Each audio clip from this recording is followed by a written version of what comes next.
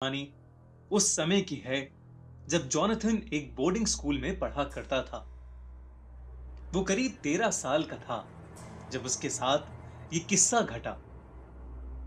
एक दिन जब वो बाकी बच्चों के साथ क्लास में बैठकर पढ़ रहा था, तभी अचानक से एक जूनियर टीचर भागते हुए उनके क्लासरूम में आई और प्रोफेसर के कान में कुछ कहकर वहां से चली गई। प्रोफेसर ने अपना सेशन उस दिन के लिए वहीं खत्म कर दिया और सभी बच्चों को बताया कि स्कूल के पास वाली बिल्डिंग में कुछ ऐसा हुआ है जिसकी वजह से पूरे स्कूल का लॉकडाउन कर दिया गया है और किसी भी स्टूडेंट को अपने हॉस्टल या स्कूल प्रेमिसेस से बाहर निकलना अलाउड नहीं है।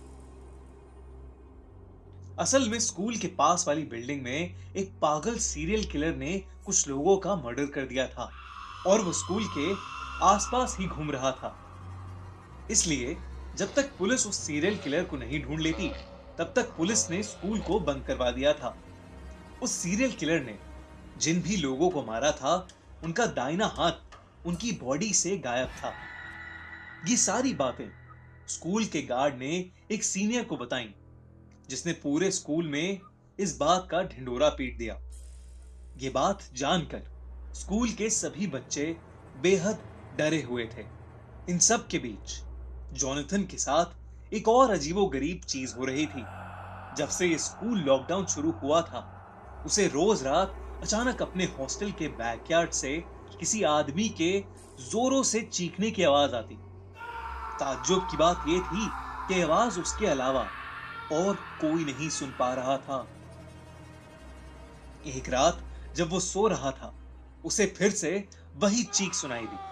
इस बार वो हिम्मत करके हॉस्टल के बैकयार्ड में जा पहुंचा। उसने देखा कि बैकयार्ड की घास पर लाल खून पड़ा था।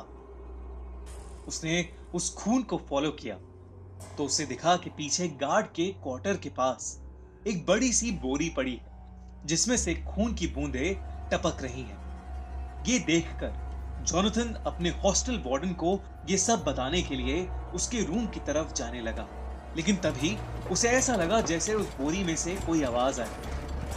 वो पीछे मुड़ा और जो नजारा उसने देखा, उसे देख के वो सुन्न पड़ गया। उस बोरी में से एक कटा हुआ हाथ निकलकर जमीन में रेंगता हुआ उसके पास आ रहा था।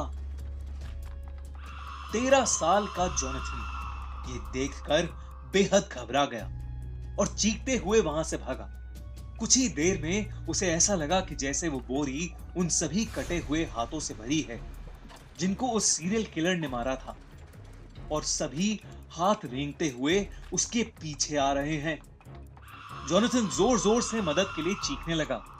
उसकी चीख सुनकर हॉस्टल वार्डन और बाकी लोग भी उठ गए। वो बोरी देखकर स्कूल प्रिंसिपल ने तुरंत पुलिस को फोन किया और वहां बुला लिया। स्कूल टीचर्स सभी बच्चों को एक हॉल में ले गए और उन्हें अंदर से लॉक कर दिया। जॉनथन अब भी जोर जोर से रो रहा था।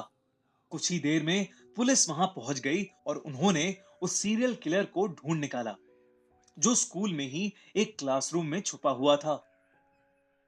जॉनथन ने उस रात जो महसूस किया, वो सच था या नहीं, ये तो नहीं कह सकते, लेकिन वो बोरी सच में उन्हीं सब लोगों के कटे हुए हाथों से भरी थी जिन्हें उस सीरियल किलर ने मारा था। उस दिन के बाद से स्कूल का रूटीन तो नॉर्मल हो गया, लेकिन जॉनथन को आज भी वो खौफनाक सपना आता है जहां एक कटा हुआ हाथ रेंगते हुए उसके पास आ रहा है। अगर आपको एक